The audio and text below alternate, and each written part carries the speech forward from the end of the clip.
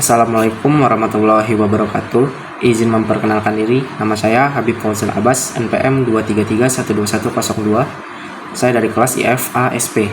Di sini saya akan menjelaskan bagaimana kode etik penggunaan informasi teknologi atau informasi teknologi Code of Ethics dapat memiliki dampak positif dalam penggunaan teknologi. Kode etik penggunaan informasi teknologi yaitu seperangkat aturan, prinsip moral, dan pedoman perilaku yang mengatur bagaimana individu maupun organisasi menggunakan teknologi informasi secara bertanggung jawab, etis, dan aman. Tujuan utama kode etik yaitu ada menjaga integritas dan keamanan informasi, melindungi hak privasi pengguna, mencegah penyalahgunaan teknologi untuk tujuan yang merugikan. Untuk itu, siapa yang harus mematuhi? Yang harus mematuhi yaitu semua pihak yang terlibat dalam penggunaan teknologi informasi, mulai dari penggunaan individu, mahasiswa, profesional IT, organisasi, hingga perusahaan. Mengapa penting? Karena teknologi informasi adalah fondasi aktivitas bisnis, pendidikan, komunikasi, dan layanan publik. Tanpa kode etik, penggunaan teknologi bisa menimbulkan risiko besar bagi individu maupun masyarakat. Untuk risiko dan dampak negatif jika kode etik diabaikan, yaitu yang pertama bisa pelanggaran privasi data, misalnya kebocoran data pelanggan akibat penyalahgunaan akses. Yang kedua ada keamanan informasi terancam, pencurian identitas dan peretasan sistem. Yang ketiga ada cyberbullying atau penyalahgunaan media sosial. Salah satu contohnya yaitu penyebaran hoax, ujaran kebencian, hingga perundungan online. Yang keempat ada kerugian finansial, contohnya seperti penipuan, manipulasi data, atau transaksi ilegal. Yang kelima, hilangnya kepercayaan publik. Nah, di sini masyarakat tidak lagi percaya pada perusahaan atau lembaga yang gagal menjaga data.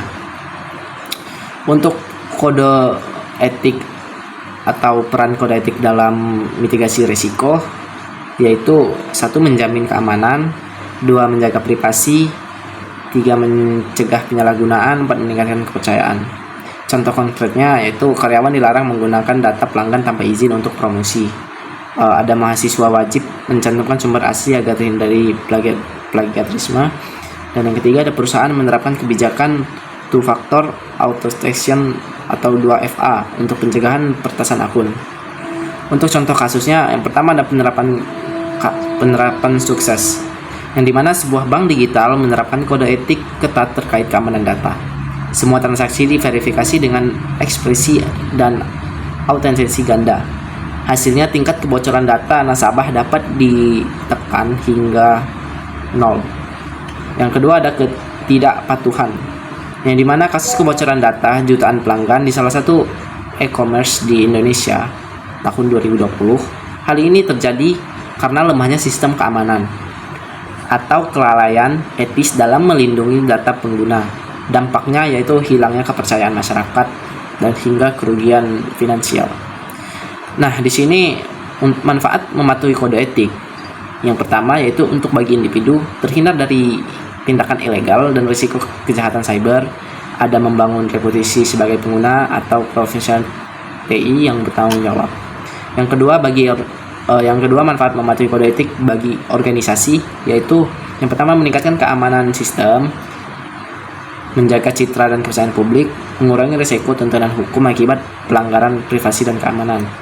Manfaat mematuhi kode etik bagi masyarakat yaitu yang pertama menciptakan lingkungan digital yang sehat dan aman, mencegah penyebaran hoax, cyberbullying, dan kejahatan digital lainnya, mendukung perkembangan teknologi dan bermanfaat dan etis. Jadi kode etik penggunaan informasi teknologi bukan sekedar aturan, melainkan fondasi moral dan profesional untuk memastikan bahwa teknologi digunakan secara aman, adil, dan manfaat bagi semua pihak. Baik, mungkin cukup sekian penjelasan tentang kode etik penggunaan informasi teknologi atau dampak-dampak positifnya dalam penggunaan teknologi. Mungkin cukup sekian, saya akhiri. Wassalamualaikum warahmatullahi wabarakatuh.